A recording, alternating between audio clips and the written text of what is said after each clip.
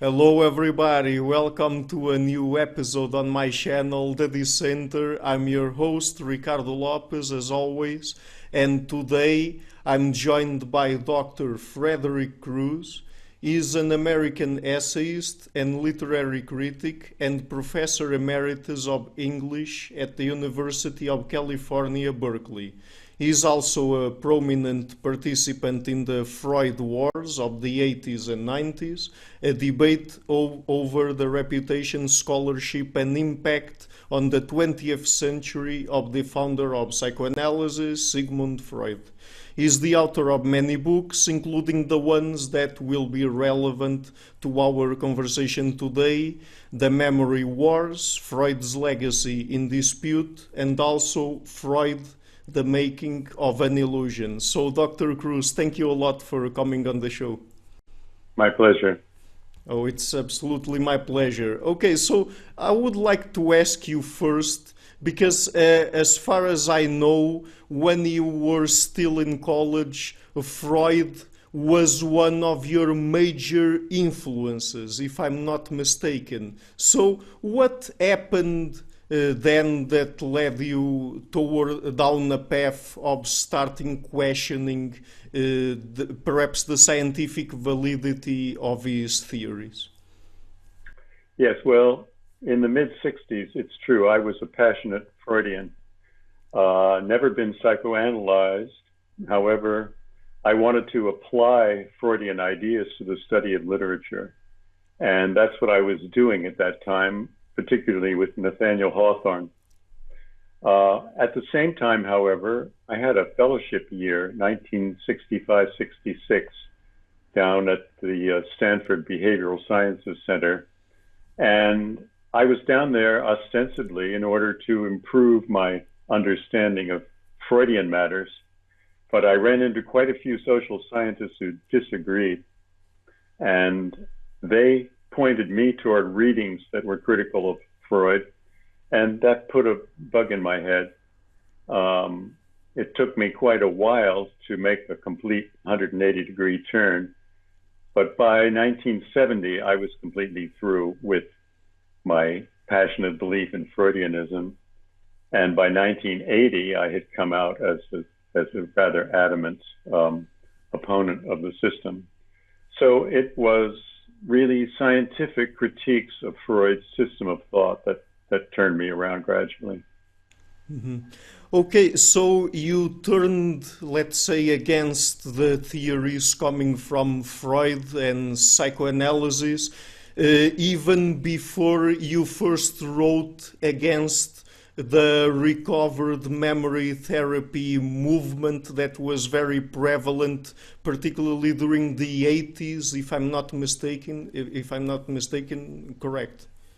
Yeah, the heyday of the recovered memory movement was approximately 1985 to 1995. And I reviewed books on the subject in 1994 in the New York Review of Books.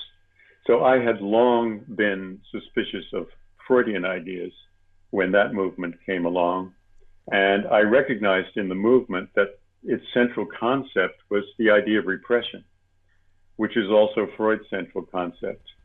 And I knew immediately that what the recovered memory movement was drawing upon was not orthodox Freudianism as it was understood then, but rather his seduction theory phase of the mid-1890s, in which he believed that all adult hysteria results from the repressed memory of actual sexual molestations in childhood. That became the central theme of the recovered memory movement, and it was an idea that Freud himself had repudiated. Mm-hmm. It was nevertheless based firmly on the Freudian idea of repression. Mm-hmm. Sure. And I guess that during that period of time in US history, and referring, of course, to the recovered memory therapy movement, let's say, that it was very complicated because it really led to a huge amount of accusations and false accusations of people, particularly of crimes like sexual molestation and even rape. So that was one of the main motivations that led you to start writing against this movement. Yes, against that movement. I had been writing against psychoanalysis as a theory since 1980. Sure. But, Freud himself wanted to blame fathers for having committed incest with their daughters. He could have had his own recovered memory movement. The only problem was nobody believed him. In 1897, when he proposed this theory to his colleagues, they just laughed. And his patients didn't believe it either. They walked out on him. So he was spared having responsibility for the kinds of horrors that we actually did see in the 1980s and 1990s. Mm-hmm. Okay, so I would like to go through perhaps some of the main topics that you cover in your latest book, Freud, The Making of an Illusion, which I found really interesting. So, what do you think are perhaps some of the main traits of Freud's personality that people really have to know about in order to understand what was behind some of the main theories that he proposed? Okay. Great scientific pioneers tend to be obsessed with scientific issues from a rather early age. That was not Freud's case at all. His orientation was toward literature, history, and philosophy. And he really wanted to be a writer, a novelist, among other things. He was led into the practice of medicine by the circumstances of his life, limitations of his opportunities, partly because of anti-Semitism. He never wanted to be a doctor. He never wanted to deal with patients. Even when he got a medical degree, he simply wanted to do anatomical research, not to deal with people. But for one reason or another, he was channeled into neurology, and from neurology into the actual practice of medicine. And in that practice, he found an opportunity to become quite successful and even wealthy by treating women who were allegedly hysterical, coming from the upper echelons of Jewish Viennese society. As a result, he fell into the practice of theorizing about the origins of hysteria. Of course, this is not the simple truth, because in 1885, 86, he went to Paris and studied with Jean-Martin Charcot and picked up his theories. So there was a theoretical background to this. But the point is that Freud always wanted to improve his circumstance. He was born into poverty. He was ashamed of the Eastern European Jewish origin of his parents. He wanted to assimilate. He wanted money. He was absolutely determined to become rich. And he found in the practice of psychotherapy an opportunity to treat patients for years and years at a time, not necessarily even looking forward to curing them, but to having them be his financial support. So the most important aspect of Freud's personality for the development of psychoanalysis was simply his desire to be a success in life, not to be a great scientist, but to succeed. And he tried success in scientific work. He found that he was pretty good at some of it, but it was not remunerative. He finally found much more success in psychotherapy, but at no point did he behave like a scientist. And what I mean by that is, he never really conducted any research whatsoever in psychological matters. He never conducted large samples of patient outcomes in order to form his theories. Instead, he was extremely impulsive, and he was extremely impatient for success. And so he tended to lurch from one hypothesis to the next without thoroughly vetting any one of them. And the result was that he was constantly being drawn up short by the fact that his colleagues did not believe him, and then he would go on to another idea. But when we think of a real scientist making real discoveries, we imagine someone who spends years working on a given problem, collecting lots and lots of evidence, putting forward hypotheses which then may be partly accepted but have to be refined, and finally getting a breakthrough. This was not Freud's mentality. He was peremptory, he was brusque, he was impatient, and he simply did not have the kind of disposition that could plausibly lead someone to make an actual scientific discovery. Mm-hmm. Okay, very well. So would it be fair to say that what he really wanted was simply to gain fame as fast as possible and also status with as little work as possible? And we can apply these both to his clinical practice and perhaps his academic work. I quite agree with your statement. Freud advocated extreme patience and discretion in dealing with his clinical patients. But what he actually did was quite the opposite. He would always have a theory fairly well formed when a patient entered his practice, and he would try to impose that theory on the patient. The patients resisted. They disagreed with Freud. They disagreed with him about what had happened to them in their past. They disagreed with him about what was bothering them in the present. And Freud was not a person to accept disagreement lightly. The difference between what the patients thought was the matter with them and what Freud thought was the matter with them became the area of what he called technically resistance. Resistance was the patient's inability to agree with Freud, the patient's inability to accept the truth of Freud's reconstruction of the patient's past. And then we get the positing of mental mechanisms such as repression, the main one. The patient has repressed the information that Freud believes is actually there somewhere in the patient's head. And as a result, Freud he's right every time with the patients. He can never admit that he's made a false hypothesis. But then it doesn't work out, the patient's not cured. Freud goes on to a different hypothesis, but he's just as adamant as he was before. The kind of scrupulous, self-critical patience that is required for making a discovery simply isn't there. Mm-hmm.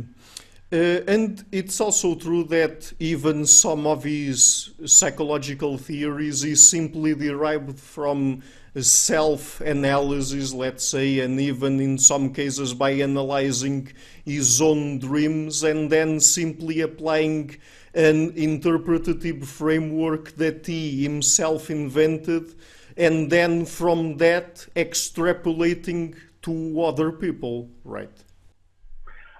Again, I think your formulation is exactly right. Freud was a very unhappy man. He was very nervous. He was subject to depression. He was subject to writer's block. He felt that something had gone terribly wrong in his own childhood. He wanted to know what it was. He hypothesized that he'd had an incestuous fixation upon his mother. Maybe he did and maybe he didn't, but that was his view. And being the sort of peremptory person that he was, as soon as he arrived at that idea, he immediately applied it to everyone else. If I have an Oedipus complex, then you must have an Oedipus complex. And the themes that really obsessed him, such as the molestation of children, masturbation, and so on, were the themes that he found everywhere he looked. It wasn't because they were actually there. It was because, as you say, he was putting his own problems into other people's minds. Mm-hmm. Okay, so let's now go through some of the perhaps main events in his life and some of the theories that are that are the most known nowadays that came from him. So, would you say that perhaps one of the first areas where he really did some medical mistakes, let's say, was when he tried to discover some new applications of cocaine, and that even had some really bad consequences even to one of his friends, if I'm not mistaken. Yes, this is kind of a long story, but it is fascinating. In the spring of 1884, Freud wrote to his fiancée that he had a new interest in life, and the interest was cocaine. He had discovered it from two sources. One was a German physician who had found that some soldiers were marching on cocaine without any kind of fatigue. So cocaine must have had some kind of marvelously beneficial physiological effect on them. The other source was a series of articles that he read in a magazine called the Detroit Therapeutic Gazette from America, back issues, maybe as much as 4 years before the contemporary time, issues in which one physician after another praised cocaine as having all kinds of marvelous properties, including in particular the property of being able to be applied to the withdrawal from morphine addiction. If a patient was gradually given doses of cocaine while on morphine, the patient could withdraw from morphine without any kinds of negative consequences. This was a tremendous interest of Freud for a reason which I'll tell you in a moment. But what Freud didn't notice was that the Detroit Therapeutic Gazette was a house organ of a drug company, the Parke-Davis Company. Indeed, on the first page, the editor was identified as George Davis, the president of the company. So the Detroit Therapeutic Gazette was simply a kind of a brochure, really, for the sale of cocaine and other drugs by Parke-Davis. Freud either didn't notice that or he didn't care. He also was not bothered by the fact that all of these articles were out of date, that even this house organ of Parke-Davis had stopped making the claims that Freud wanted to believe. So he just kind of dismissed that fact. The reason he was so interested in cocaine as a possible adjunct to the withdrawal from morphine was that a man who was a favorite teacher of his and a friend of his, a man whom he truly loved, Ernst Fleischl von Marxow, was a morphine addict. He was a great physiological researcher, but he had gotten an infected thumb from dealing with a corpse. He had gotten terrible neuromas. He had to go on morphine for the pain, and now he was a morphine addict. And Freud says to his fiancée, well, I found this wonderful new drug. I'm going to use it to wean Fleischl from his morphine addiction. So he presents the idea to Fleischl, who was absolutely desperate for any kind of help. Fleischl was used to injecting himself with morphine. So when Freud gives him a dose of supply of cocaine, Fleischl immediately starts injecting the cocaine. As a result, he quickly becomes a double addict of morphine and cocaine. This was in 1884. He got sicker and sicker, more and more horrible symptoms, delirium tremens and so on, lost his ability to work at all, was bedridden, finally died in 1891. So that's not 7 years after Freud personally addicted him to cocaine, in addition to his other problems. Now, this is a very sad story, but there's a great deal more to it, because Freud himself was taking cocaine at the time that Fleischl was going through these things. And he and Fleischl would sit up together all night and talk about things.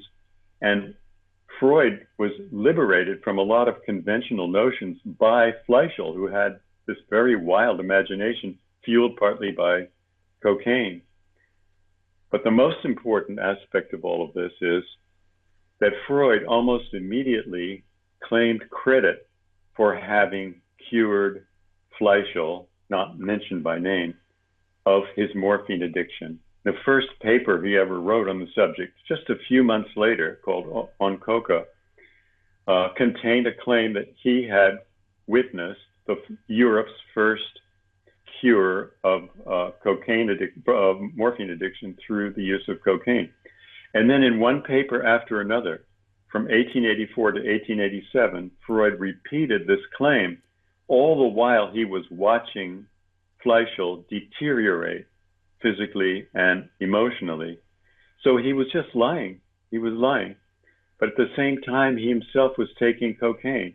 And I think his taking of the cocaine inflamed his ambition and his imagination of himself as a great physician. But it was all a horrible thing. And finally, in 1887, the whole world was coming to realize that cocaine was a dangerous drug. Freud had never admitted it. So he started to back away. And then from then on, he wanted to erase that whole phase of his career. Exactly. So I guess that one of the big pillars of Freudian psychoanalysis, we could say, is hysteria.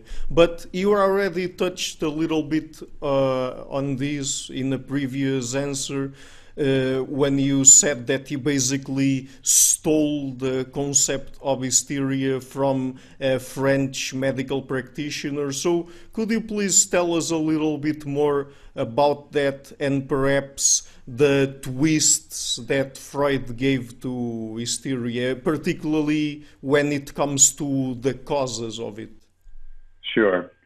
Well, let's go back to Freud's months in Paris in October 1885 to February 1886, when he was a rather uncritical disciple of Jean-Martin Charcot. And he managed to insinuate himself into Charcot's good graces by promising to translate a work of his. Freud always maintained later that he was the proper heir to Charcot as the great psychological authority and neurologist. But actually, Charcot had another heir, Pierre Janet, whom he was much fonder of. Janet worked in the Salpêtrière hospital with Charcot. Charcot admired him so much that he established a psychological library or facility within the Salpêtrière simply for Janet to work in. And Janet, in 1889, published a book called Psychological Automatism, which absolutely struck the psychological community of the world as revolutionary.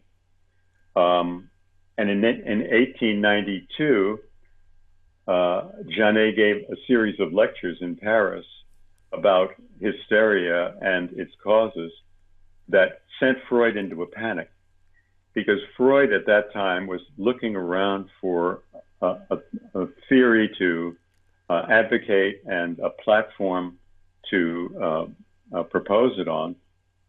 And he saw that some of his own ideas had been thoroughly anticipated by Charcot, who was then positing a psychological theory which he called analyse psychologique, which roughly translates as psychoanalysis, psychological analysis.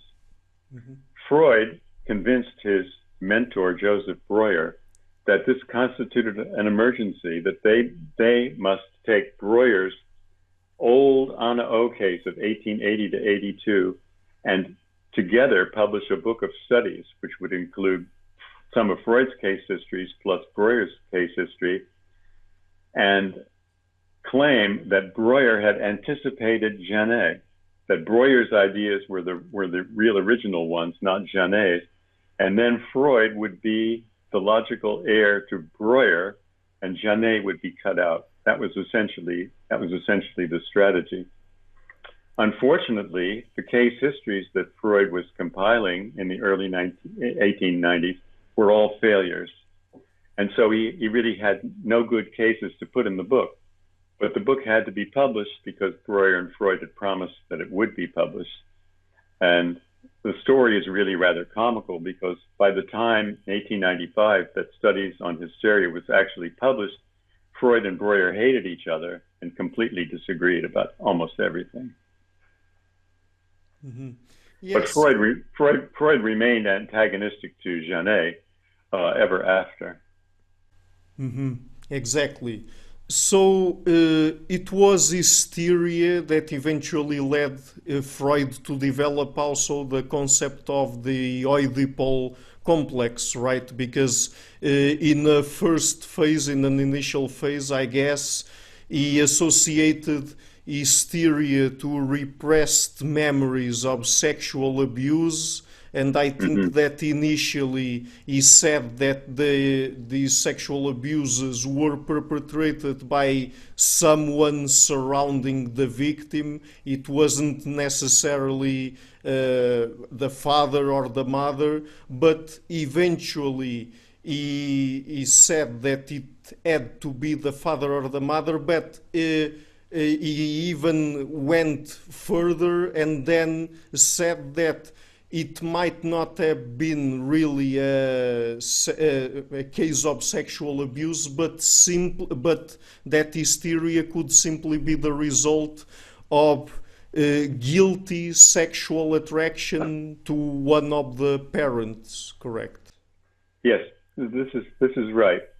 Um, in his papers of 1897, uh, Freud maintained that hysteria is caused by the repression of memories of sexual molestation, which usually is done at the hands of nursemaids or teachers or people like that. He never mentioned parents. But in his correspondence with his friend Fleece, at the same time, he was mentioning fathers, and it was really paternal incest that bothered Freud. But for one reason or another, he didn't want to say so at first in 1897. Now, in the same year, he presented these ideas to his colleagues. Remember, the famous reaction was from Richard von Krafft-Ebing, the great scholar of pedophilia and sexual perversions, who said it sounds like a scientific fairy tale. That's what he said in the comment period to Freud's lecture. Freud was devastated by this. He got nowhere at all with the seduction theory with his colleagues. In 1897, it occurred to him, the idea of the Oedipus complex occurred to him, but interestingly, and because of his own case, but interestingly enough, he continued with his seduction theory. So the Oedipus complex was in no way a substitute for the seduction theory. But that theory just kind of died away. He never clearly repudiated it. And the Oedipus complex per se only became a central feature of his doctrine in the year 1910. He published a paper on the subject. As for the change of position from saying that patients had been molested and repressed the real memory of it, to the position that the patients had desired incest with a parent and then had repressed that desire, Freud had great difficulty explaining to the world how he had made this transition.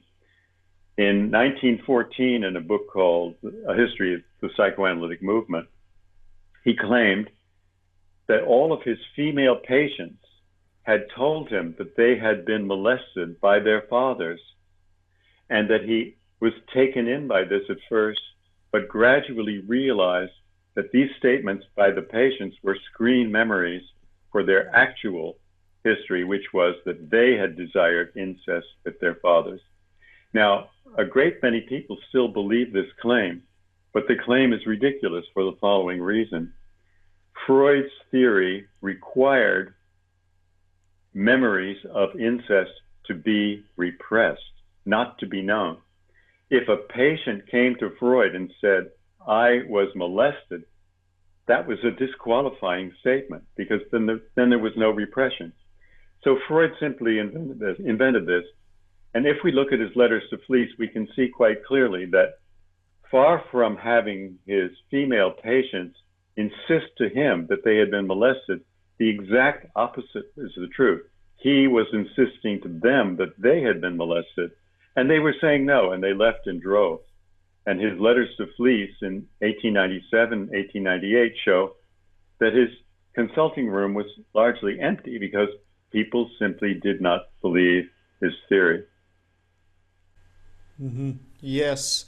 And another big pillar of Freudian psychoanalysis, I think, is dream analysis. So when and why did Freud come up with the idea that perhaps analyzing dreams could give us some useful information that could even be of therapeutic value for the patients in order perhaps to extract something regarding repressed memories, or perhaps even something that was simply going around in the patient's subconscious?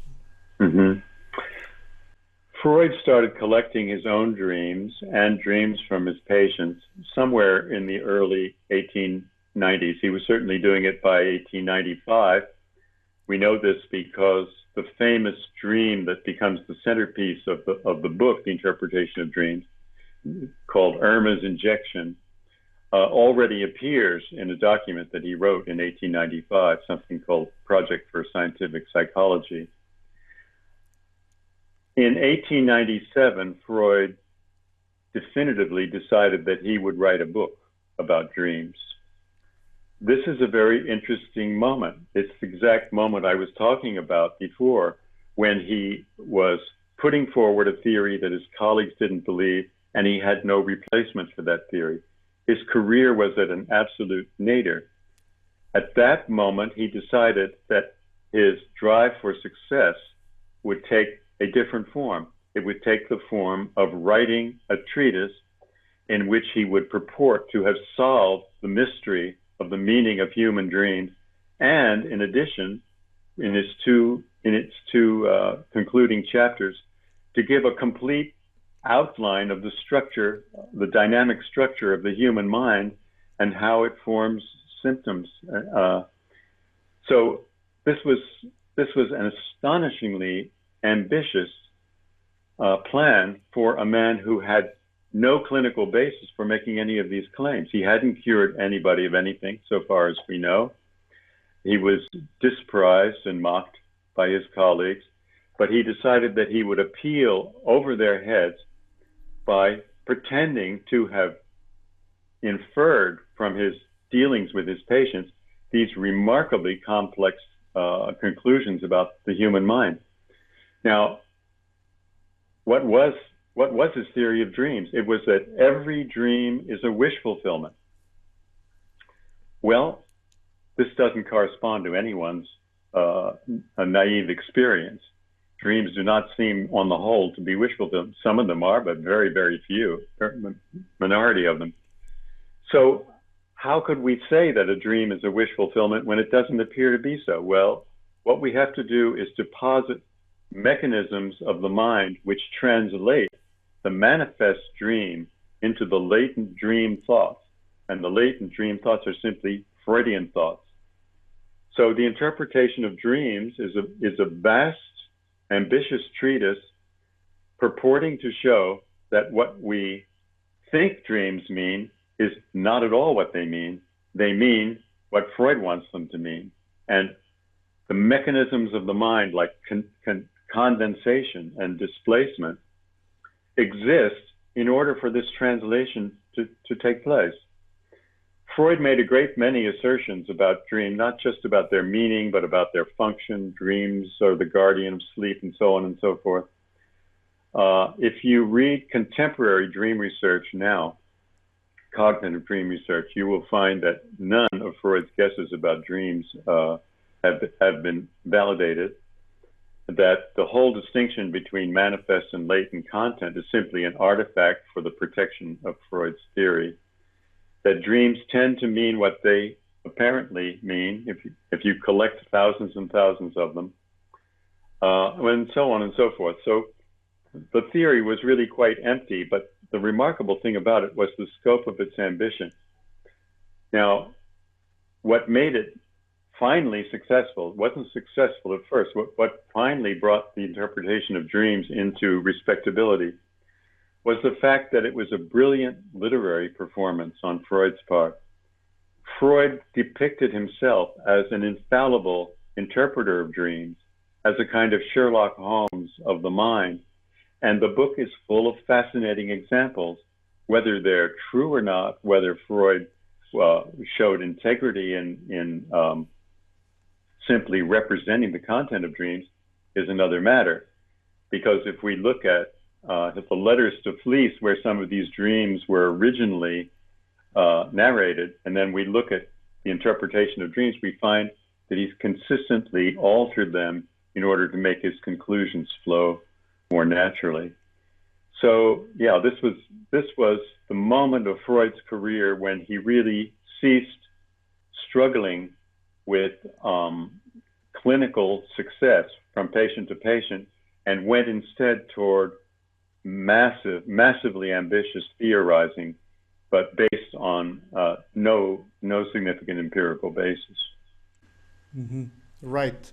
Okay, so Freud, I think we could say, was very interested in the subconscious, and many people attribute this fact, like the discovery of the subconscious, to him and say that it was a major breakthrough.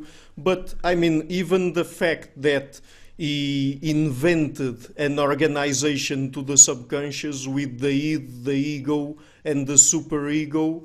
Even in this, he completely dismissed the scientific method because he didn't respect one of the basic criteria of it, that is the fact that a theory has to be falsifiable, and this is not really falsifiable, right? It's true, but let me go back a little bit, because the idea that Freud discovered the unconscious is refuted by many studies, most prominently by Henri Ellenberger's book, The Discovery of the Unconscious, 1970, which is one of the great books of medical history and social history, really. Ellenberger, among others, pointed out that in the 1880s, there was a great flourishing of theorizing about the unconscious. Freud went to Paris in the summer of 1889 to attend two conferences, international psychological conferences. He was registered for both of them. In both of them, the theme of the hour was the unconscious, one paper after another. And one of those papers was delivered by Janet, which I think struck terror into Freud's heart. It's not even certain that he stayed for the completion of these conferences. But the idea of unconscious mental conflict was an absolute theme of the hour in the late 1880s. And Freud, in the 1890s, purported to have discovered things that were regarded as commonplace by then, and not just commonplace, but a good number of theorists were starting to wonder whether therapeutic suggestion was creating some of these phenomena that were objectively considered to be coming from the unconscious. In fact, they tended to be coming from the presuppositions that were being imposed upon patients. So, yes, Freud was not the discoverer of the unconscious by any means. Now, when we get to the ego and the superego and the id, these are high-level abstractions that basically function as metaphors. You can find them illuminating in a kind of literary way if you think of the mind as self-divided. But the question is the mind self-divided? And what is our evidence for saying that it's self-divided? And Freudian theory simply bypasses all of that and goes right into its allegorical, homuncular theorizing. Mm-hmm. Correct. Okay, so I guess that one of the other things about Freud's work is that as he was going through all of these theoretical inventions that were completely not backed up by any science, even not of the time back then, and also that they were not empirically validated by him, he was still applying them to the patients that he had in his clinical practice, and many times because of that he even exacerbated the mental issues that they already had and even perhaps created new ones. So I mean, the application of these ideas in his practice even perhaps brought nefarious effects to the people that he was trying to help, right? Well, I think that's correct. Some of his patients were psychotic, and even after he himself concluded that they were psychotic, he continued to treat them, and I mean for years and years at a time, which was extremely good for his pocketbook, but it was obviously deleterious for the patients. I have in my book a list of 10 or 11 patients whom he continued to treat for 5, 10 years, knowing that he was not curing them, knowing that he was doing them no good at all. And certainly, if you're keeping patients in treatment without producing any results, you are having a negative effect on them. There are also cases in which Freud and the patients disagreed violently, and the patients felt abandoned by Freud. What Freud did as a clinical reporter was to gradually perfect the art of presenting himself as infallible and as a healer. But it took him a while to do so. And so if you read the early case histories, if you read the ones that he tells in Studies on Hysteria, for example, you find much more candor about the antagonism that his patients felt toward him, and how they did feel abandoned by him, traduced by him. The patient who probably had the most influence on Freud's theorizing, a woman named Anna von Lieben, was treated by him for 5 years or so, and at the end she said, "You're just in this for the money. That's all. You just want my money." And she quit. That was rather typical of a great many of Freud's early patients. Now, things changed dramatically in the 20th century because Freud became famous as a writer. He became famous as a theoretician. And then people flocked to Freud for treatment because he had been identified as a great man, a great healer. And he still was not curing any patients of any particular syndromes, but some of his patients went away feeling flattered by the fact that Freud had attended to them respectfully. They felt better because they could now cite Freud as someone who would found them important enough to deal with. But these treatments in the 20th century were more and more perfunctory because by then Freud had long since given up thinking that he was actually going to deduce a significant theory from learning from a patient. And so mostly the patients that he saw from the 1920s on were very, very wealthy. Most of them were Americans.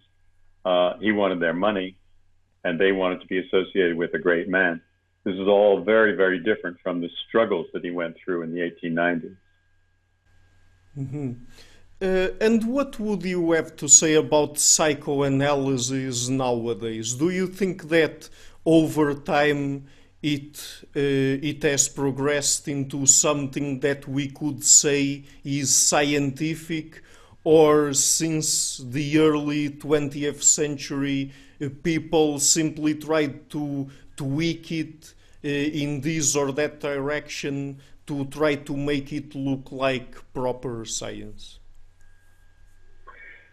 Well, A scientific approach to psychotherapy would urge us to compare outcomes of different therapies for different conditions. Let's say you have obsessive compulsive disorder. From a scientific point of view, you would want to find out which treatment can cope with this successfully in the shortest amount of time with the least amount of expense.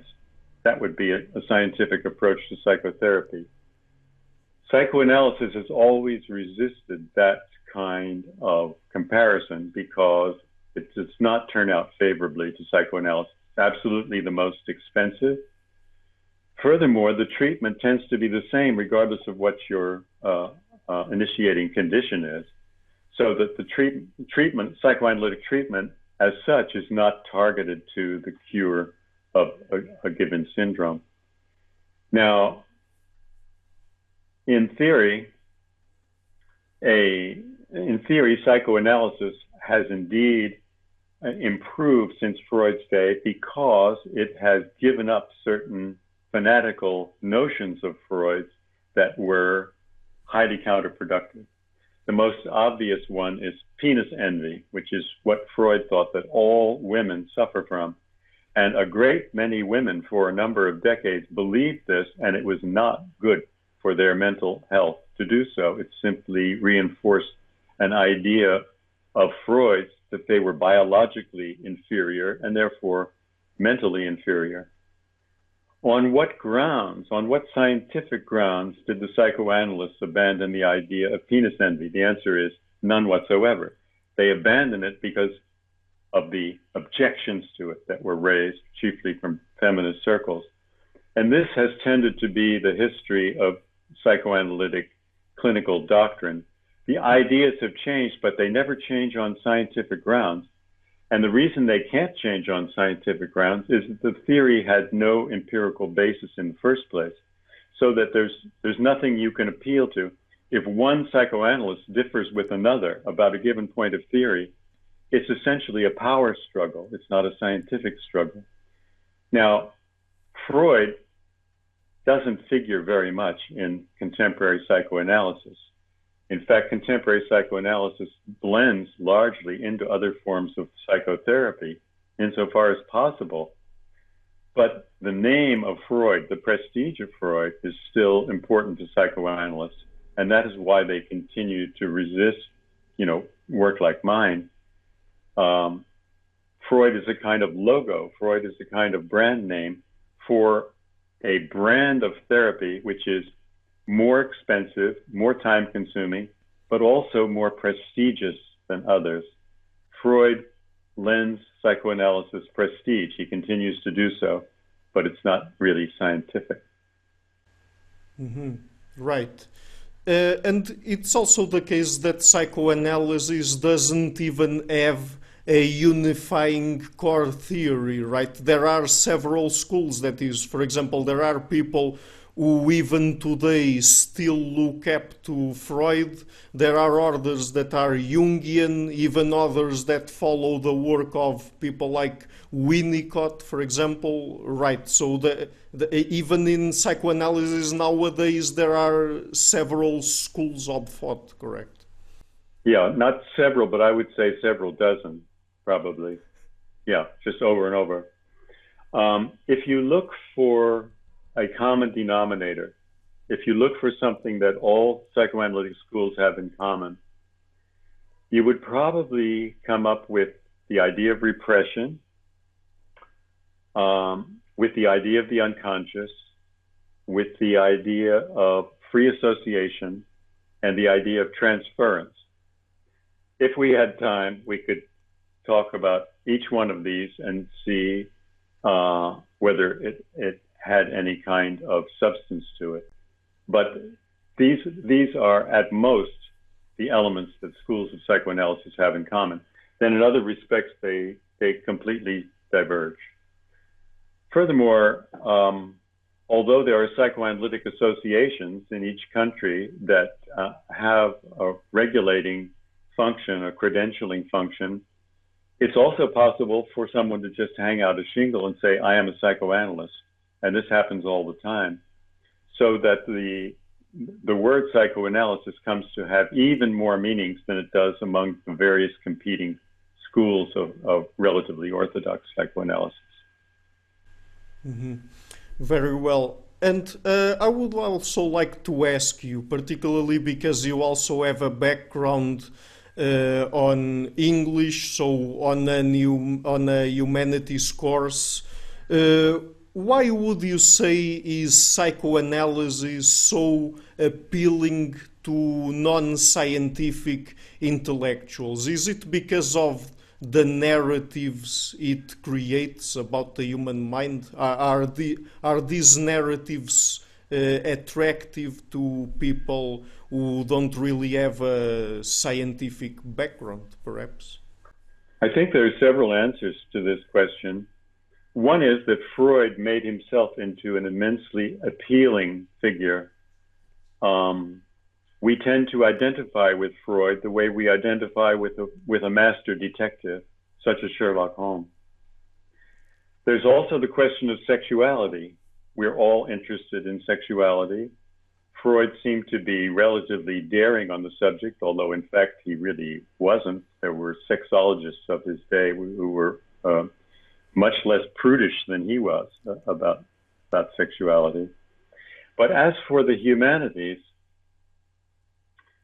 psychoanalysis is a system of meanings, and these meanings are very easily arrived at.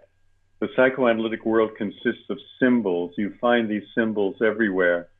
You also find that things do not mean what they appear to mean. Everything has a hidden meaning. That's very appealing to a humanist who is afraid of seeming to be bourgeois and obvious in his or her formulations. I went through this myself. I was a psychoanalytic literary critic in the 1960s, and I must say that I found it very, very easy to find Freudian meanings wherever I looked. If you adopt the Freudian interpretive system, the hermeneutic system, the world takes on a Freudian cast to you, and there's no danger of running out of ideas. You're going to reach conclusions every time you ask a question. This is extremely useful for someone who might, say, be seeking tenure in an academic situation. Psychoanalysis becomes a worldview which is then self-reinforcing and self-validating. It's extremely seductive. Mm-hmm. Very well. So, Dr. Crews, we're already reaching an hour of interview here. So, before we go, would you like perhaps to share with people where they can find your work on the internet, and perhaps even if you want, talk a little bit more about some other parts of your work that perhaps I didn't include in the introduction?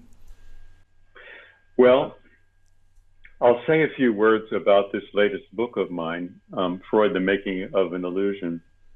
It's by far the most ambitious thing that I've done. It took me 11 years. I started at the age of 73. I never would have done it if I'd realized it would take 11 years. There's more research and reflection here than in the sum total of everything I've ever done before. The book has been recognized by a majority of the reviews that it's received. At the same time, it's been panned by Freudian reviewers, which is exactly what one would expect. When I think about this book and its biographical information, a good deal of which is unavailable before this book, I'm pleased to think that this is probably the only work of my own that will outlast me. And I say that because even people who don't like this book, if they want to deal with Freud in the future, they're going to have to go through this book. They're going to have to explain what's the matter with this book. So I think of the book as a kind of obstacle in the path of future pro-Freudian studies.